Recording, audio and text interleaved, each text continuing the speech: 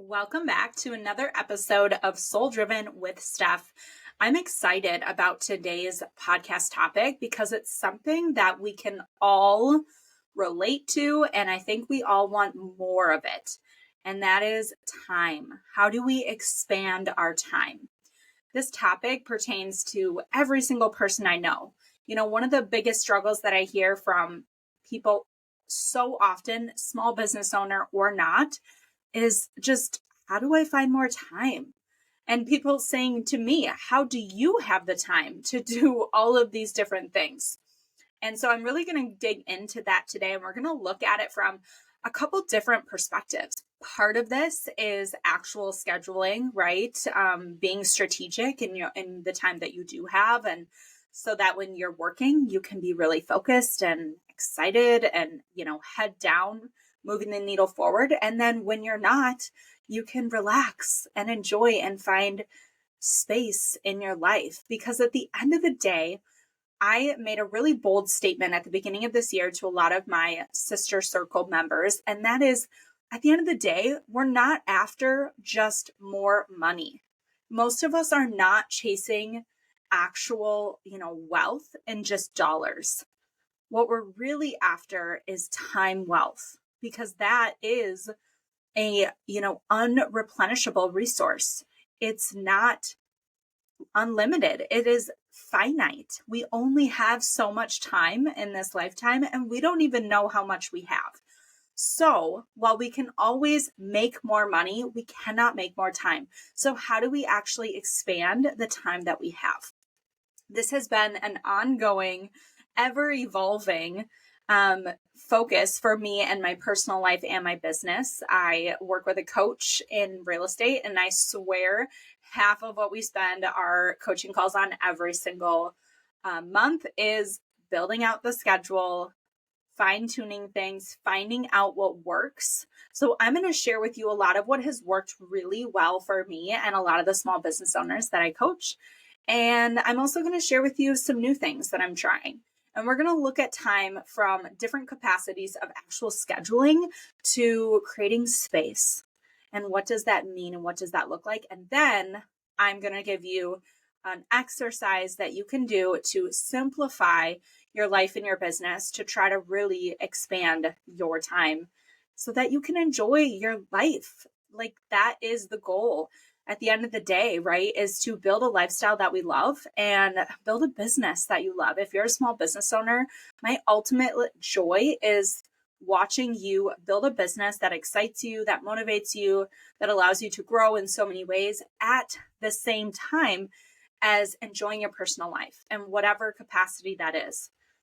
It shouldn't come at the cost of your life. And I've made the mistake of doing that myself, which is the whole reason why I'm so passionate about this topic of, really getting intentional about your time. So let's look at the first piece, which is very obvious, and that's just scheduling. At the end of the day, yes, a lot of this does come down to building a schedule that works for you. And maybe you don't feel like you have the flexibility to do that if you're working in a 9-to-5 job or a corporate job. But I challenge you to implement as much of this as you can and see how it transforms not only the amount of time that you have, but the energy that you gain. And that is a topic that I'm going to keep coming back to as we talk about time, because when we are wiped out, when we have no time in our schedule, we are exhausted on an energetic level. It's like a soul depletion, right? So how can we get not only our time back, but in a way that gives us more energy to do the things that we really love? So if we're looking at our schedule, one of the first things I want you to look at, so you can even pull out your planner or your Google Doc as we go through this and see where you're at. But the first thing is looking at your week. Just look at it 1 week at a time. Do you have meetings or places you need to be, calls you need to be on, conversations to be had every single day of the week? It actually gives me anxiety now if I look at my week and I have something scheduled every single day. And what I mean by that is I don't have an open day or half a day, afternoon or morning, where I don't have to be anywhere. I don't have to do anything specific. I don't have to talk with anyone. I don't need to be quote unquote on. If I don't have one day a week where I have space in my schedule, I start to get a little anxious because I know how I'm going to feel that entire week. I'm going to feel anxiety. I'm going to feel exhausted. I'm going to feel drained. So we need to look at our weeks and intentionally carve out space. Even if it's a half a day a week, nothing is planned. Now, in that planned time, you could insert free time to actually relax and restore your energy and do something fun, fill up your cup, and or maybe that's your focus time, your strategy time. Maybe it's just creative time or learning time where you get to, read a book or listen to a podcast or just be without needing to do, right? So looking at your schedule, do you have that space in your week? Every single week, it's required. So for example, something that I've been doing is Mondays. I call these designated days. So certain days of the week are designated for certain types of activities. So my Mondays are usually kind of a catch-up day from the weekend, or, I want to basically get a jump start on the week so I'm not feeling behind the rest of the week. So on Mondays, I typically don't schedule anything. And if I do, it's a podcast episode that I'm recording from my house, or it's a Zoom call that I'm jumping on from my home. I don't need to be anywhere. I don't need to do anything. It doesn't mean that I can't go somewhere or do something, but I'm not putting anything on my schedule specifically. That is my day to be home, catch up on my laundry if I need to, make a, delicious lunch and breakfast, and really just be on my computer and get stuff done. Then I look at Tuesdays. And lately, Tuesdays have been a little bit more of a self-care day. Either that or I am getting content done. I'm focusing. Again, I try not to book a lot of things on Mondays and Tuesdays because then Wednesdays is one of my meeting days. So Wednesday is a day where if someone wants to meet with me or I need to meet with someone else or I have an appointment that I need to schedule, I try to do it on a Wednesday.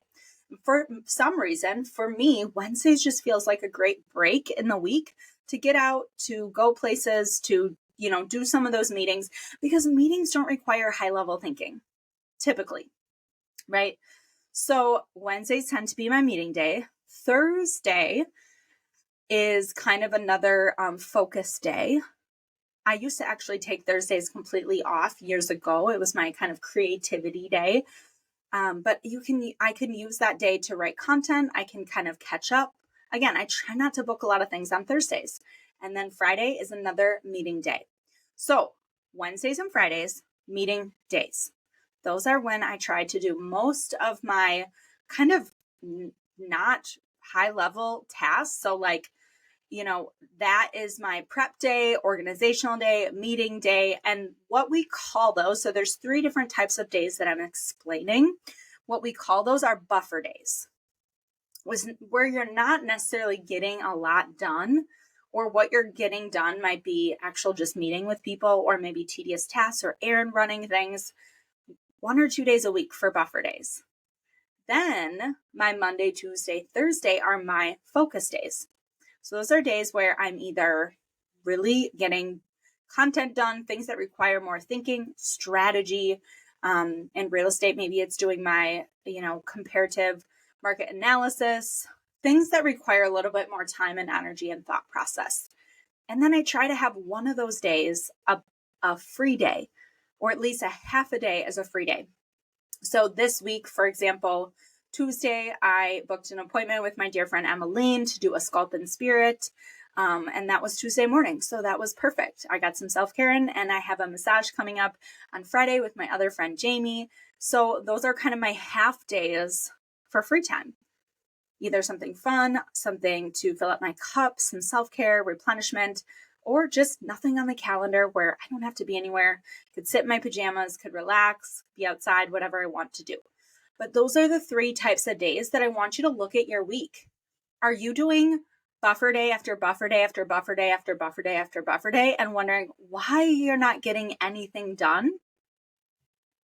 If you're having meetings every single day, all day long, of course you're not getting anything done.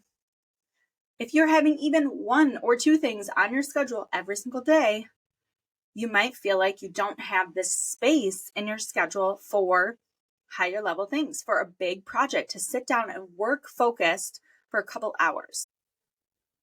And then what I mentioned about designated days is trying to batch specific tasks that are similar together in one sitting or one day. So like I said, Mondays are kind of my work from home day.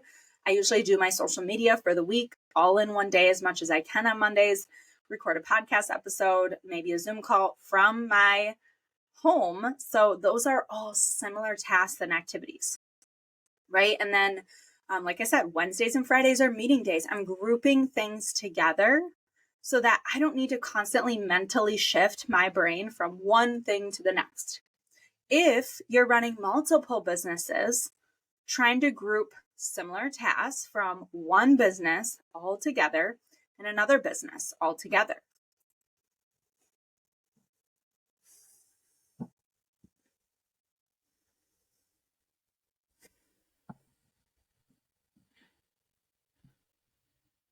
And what that's going to do is save on your mental energy.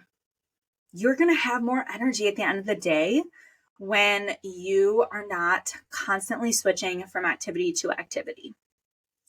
So the focus days, the focus times are for focused time. The buffer days are for those kind of email answering, meetings, errand running activities. And then the free days are just that time for you to play, to relax, to explore new things, to have fun. So you need to have a good balance and mixture of all 3 types on your schedule. If you only have buffer days, you're going to be really depleted. If you only have focus days, you're going to be depleted because you need free time as well. Free time is one of the most important things amongst all things that is going to give you your time and your energy back, because you're going to be more focused and excited and passionate about the work that you're doing when you are working. So when you're working, you work hard and you're moving the needle. And when you're not, you're relaxed and you can be present with either the people that you're around or just being present with yourself and relaxing more. Another thing I want to touch on before we move on to the next piece is really just carving out even 1 hour. I call them my power hours, 1 to 3 power hours a week to move a project forward.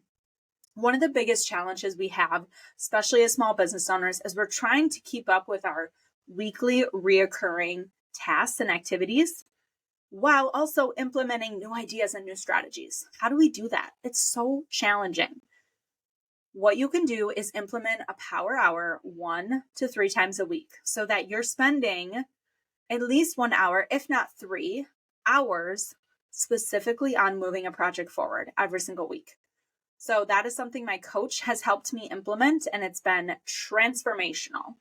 Because a lot of times we talk ourselves out into even starting a project or working on something if we don't have, 3 hours at a chunk or a whole day or a half a day, which sometimes that's just rare to come by. Of course, I want you to build that into your schedule even more.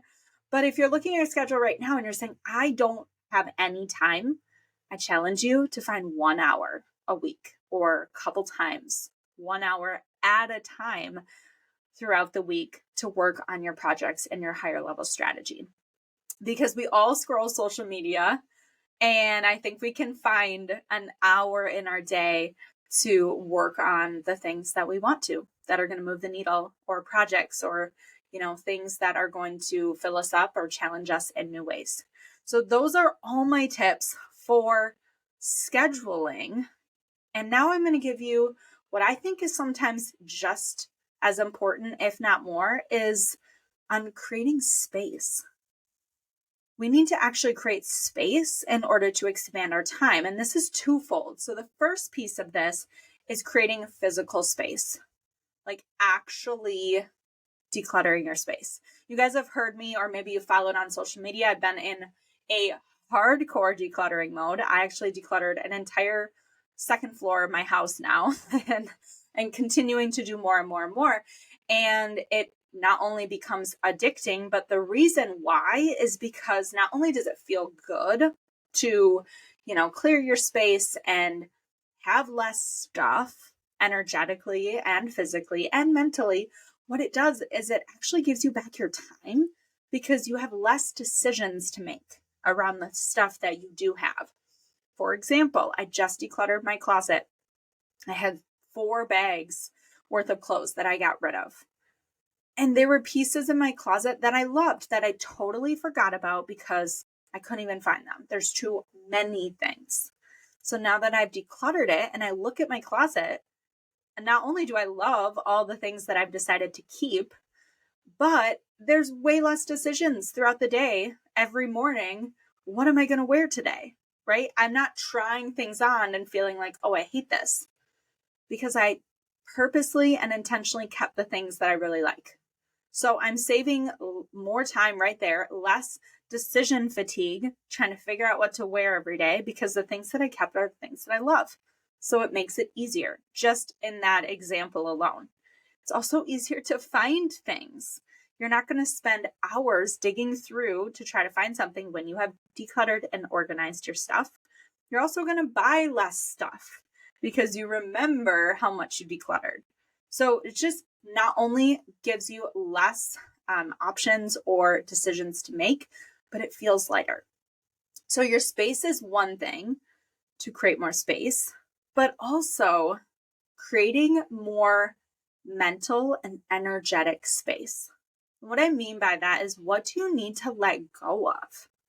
Because so many of us are carrying around maybe past experiences, past mindsets, limiting beliefs, things that we're holding about ourselves that are no longer serving us.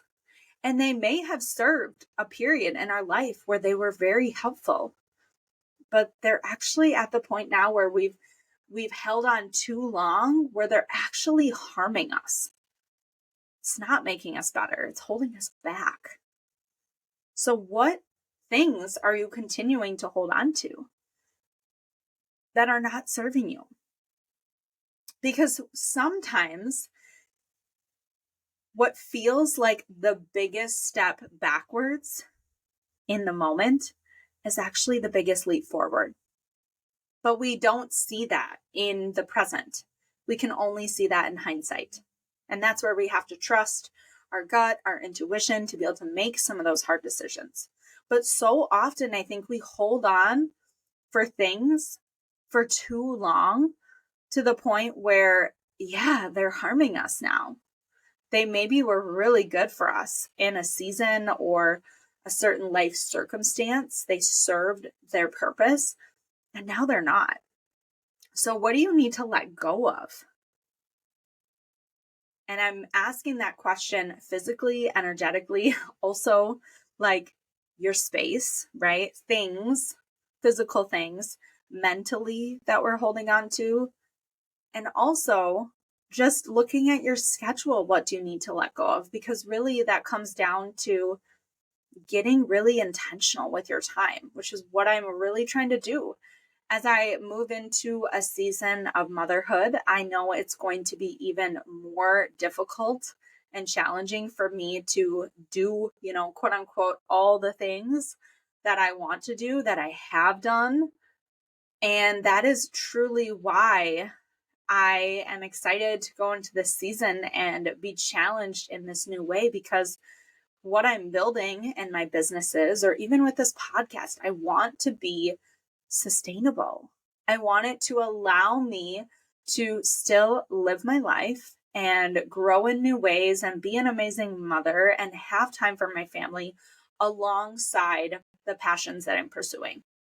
It's really important for me to build things that are sustainable. So oftentimes we find ourselves in this place of overwhelm, right? And the first thing we think of is, yeah, what do I need to let go of? What do I need to cross off my plate? And I'm going to give you a little exercise to do this. So if you're in a state, if you're in a season where you're feeling overwhelmed, you feel like you literally have no time and you have to make a change, something has to switch, or you're on a fast track to burnout, here's what I want you to do. And I just gave this advice to a friend and a fellow small business owner who is in a similar place that I was just a couple years ago, even a year ago, not even when I made the decision to close my studio. This is what a lot of it came down to. And I did the same thing, at the end of 2022 when I decided to try new business ventures, and any big decision that I've made, or when I feel overwhelmed, that's when I know I have to make hard decisions, right? When we need to let go of some things to move forward. It's painful and it's hard and it's challenging and it requires a lot of thinking and inner work and, just letting go of the ego that comes with holding on to things. But here's what I would suggest. So I want you to first and foremost make a list of all the current tasks, roles, responsibilities, things that you do, weight that you carry in your business or your job. So you can do this even if you're not a business owner and you're feeling overwhelmed. Look at it from your work perspective. And if you want to, you can even list your personal too. What are all the things that you do every single day, week, month? We'll just leave it at that. Day, week, month. Some things are monthly. Some things are maybe weekly or daily. List everything you can possibly think of. And then the next step is to circle the things that bring you joy, that give you, fulfillment, they fill your cup, and also bring you clarity. Because there are things in our work or in our business or in our personal life, like, for example, finances, having a budget or doing bookkeeping brings you clarity to make some of these decisions. So that's what I mean by clarity. And also is maybe just your area of expertise that only you can do. And I'm going to challenge you because you might think that everything you list are your areas of expertise, and I guarantee they are not. There are plenty of things on that list that you don't have to do and someone else is better at. But that's the next piece. Circle all the things that bring you joy, fulfillment, and clarity. And then the last step is to look at what's left and categorize it by two things. One, you could either stop doing this for a week or a month, depending on what it is, and see what happens. Maybe you realize it didn't actually make that much of a difference after all. Or two, this is where you get into a mindset that I've been speaking a lot about, which is called who, not how. Instead of saying, how am I going to do all of these things that I didn't circle, but I can't cross off? Who could help me with them? Who could I reach out to? Who's the right contact? Who's a resource? Could you hire a freelance person? Could you outsource it? Could you get a intern or a VA or a personal assistant or a teenager that wants extra hours? Like, what do you need to do to find that resource, that who, instead of trying to do it all yourself? And this is really hard to do. Very challenging, especially in our personal lives, right? To admit that maybe we can't balance all of the things, especially as women, if we're, trying to have a professional career and be an amazing mom and have an amazing home and cook all these meals and clean the house and do the laundry and all of the things. Do we have to do all of those things, first of all? And secondly, what do we actually still enjoy and what can we do? Who can help us with the things that are not bringing us joy, are not lighting us up, and get creative about it? Can you trade hours with someone? Can you give your level of expertise, something you're good at that you can help with, in exchange for theirs? So I challenge you to do this activity and to really start to narrow down and hone in on what lights you up and getting back to doing those things. Because I'm sure you've all heard the quote, that it's that I'm going to butcher it now, but that basically we aren't doing enough of the things that actually light us up. And yeah, we get weighed down by the responsibility and the tasks and the roles and the hats that we wear, trying to do all of the things. So just a quick recap, really sit down, look at your schedule. I love this quote. It is, tightly scheduled entrepreneurs cannot transform themselves. And you can substitute anyone into that. If you are tightly scheduled, you have no space in your schedule, you can't transform yourself. You are drained, you are exhausted every day, going from buffer day to buffer day to buffer day to buffer day. And yeah, you're going to get to the end of your week feeling like, I got nothing done. And I have no energy left to give to the projects that I wanted to work on or the people that I want to spend time with now on the weekend. So looking at your schedule, being intentional about it, building in buffer days, focus days, power hours if you need them, and free time. Time for you to fill up your cup every single week. Having designated days so that you're not bouncing the mental ping pong from task to task, business to business. You can batch your tasks together. And then we talked about creating more space in your physical environment through decluttering, through organization, making less decisions in your physical things, as well as creating space and letting go of the things that are not serving you. Like I said, we hold on for things for far too long until they start to actually harm us. So what limiting beliefs or mindsets do you need to let go of mentally and energetically? Maybe emotionally too. Maybe there's some emotional release in there that needs to happen. And how sometimes taking what feels like a step backward is actually a leap forward.